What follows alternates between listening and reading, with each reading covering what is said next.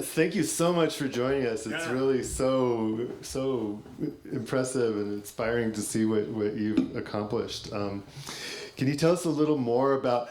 I'm just curious about the process of sort of establishing a relationship with the falcon, and how do you actually train them to come back to you? We don't have a lot of time. It took me a long time. Okay, in a nutshell, it's all about communication. And if I get a bird from the wild, once they realize that you're not going to eat them or kill them, then the process becomes a lot easier. And then once they realize you start providing them food, and then the steps just go forward and forward, and the trust starts to build, and along with birds in the captivity. But it's a little tougher with the birds in the wild because they weren't really, or know. You're teaching these birds stuff they don't know. They know what they don't know. And so as a falconer, each bird's going to be different. So I go about the process of handling them a lot different. So I can't train each bird the same as I did the first bird I ever had. So it's just all about a process and how each an individual bird that accepts me, because I'm not the only one evaluating that bird. That bird's looking at me. And if I'm an idiot and I'm not handling that bird the right way, it's not going to want to build that relationship. Nice. So I guess in the process of developing this relationship with the birds, do you feel like you learn from the bird as well as them learning from you? Every time, yeah. That's one of the things I enjoy about falconry is that they're teaching me something not only about their lives, but how I am handling it. I mentioned in the film that you can't discipline a raptor. And in the early stages of falconry, when falconry was introduced to the United States, we used food as a control.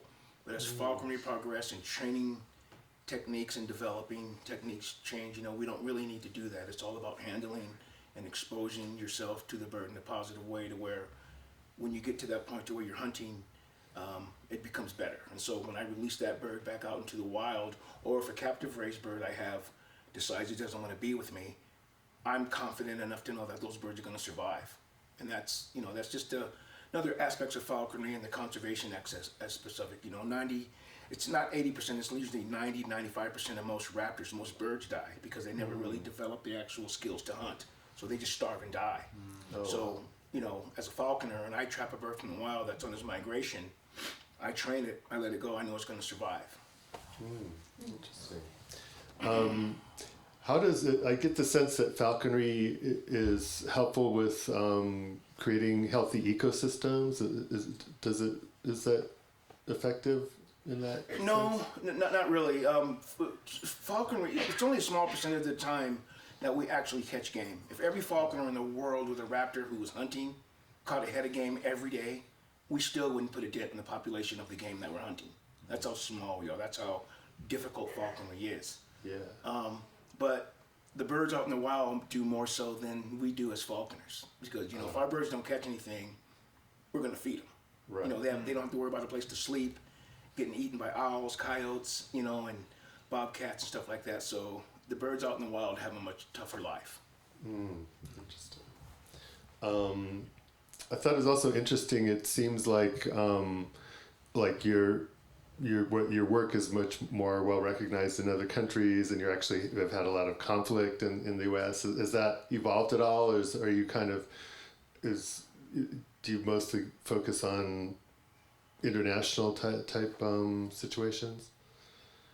No, I pretty much spread the butter in regards to some of the hurdles I had to overcome and still have to come to. I usually just set that shit aside, because my birds don't care what I look like, as long as I provide them with the opportunity to hunt. Yeah. They don't care. So that's where I usually put most of my focus on. And I do love doing things like this to educate people. But when I go and put myself in an environment to where I feel like I'm not wanted, I don't give a shit anymore. It's just that I continue to do what I'm doing, and it's all about the birds. Nice. And the kids. Yeah. And what about, is the Eastern Sierras like a fertile ground for falconry, or did you just happen to end up here? It's my home base. I've been here for a long time. And the hunting here isn't like it used to be. So early on when I transferred over to flying falcons, I spent a lot of time here conditioning and developing and training my birds. And then as the hunting season progressed and how my birds were hunting, I'd usually just hit the road and usually end up in the Midwest or Nebraska, Kansas, or Idaho, somewhere where there was apple game for my birds to pursue. So it's a really good place to train a bird. The hunting doesn't really get as good or as good as it used to be, because I'm not only having to compete with, you know, other wild raptors and predators, I'm having to compete with gun hunters and stuff like that. So I usually try to put myself in a position that I can give my birds an opportunity to hunt, or they don't really have to worry about some of the things I'm concerned when I'm flying my birds. Gotcha. Yeah. And so for you, clearly you're one of the top falconers around. How do you challenge yourself, or do you have a next challenge or something that you want to try and do? I don't consider myself one of the best falconers in the world. I know a lot of falconers around the world, and one of the reasons why I'm so successful, I am successful and I'm good at what I do, I'm not ashamed of that, but one of the reasons is it's because I am able to travel the world and learn from other falconers and learn other cultures, and I learn to put all of that together. And when I go to another country, I don't just focus myself on the fact that I'm going to practice falconry or to learn from them. I go there to learn. I use their culture for my practice of falconry, because I can practice falconry anytime.